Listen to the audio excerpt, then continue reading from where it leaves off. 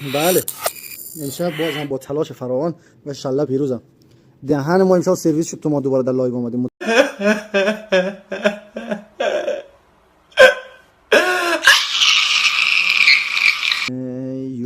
یوز بله کریت بریم رنگل پیدا کنیم.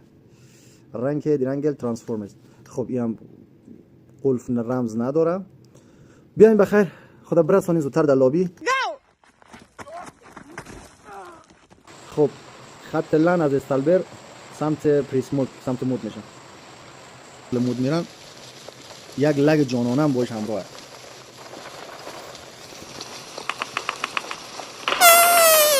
ترمیناتور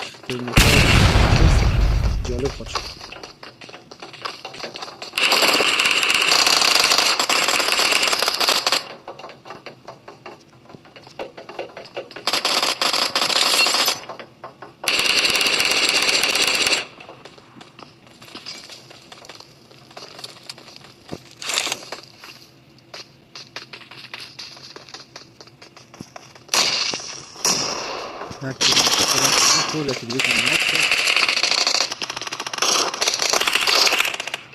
دو تا از ترمیناتورها ناکاوت شدن.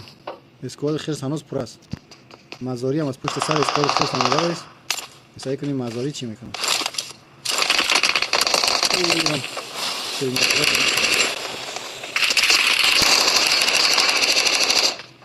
زدن مستری هم از پشت سر ترمیناتور زد. خرس ناکه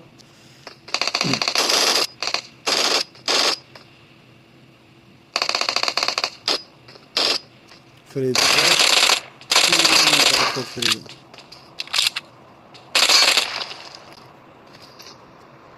سه به یک موندن ها. فریدون ناکفینی شد.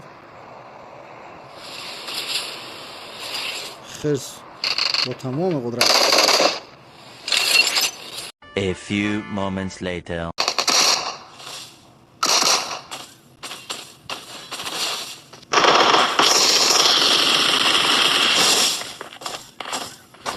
عالی 2004 زدم.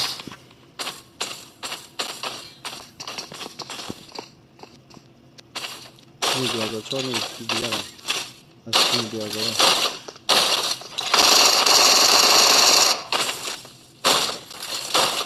هر فرقی میخوای دواب بفهمونه که من 2004 هستم اما 2001 و 2003 متوجه از این مسئله نشدم.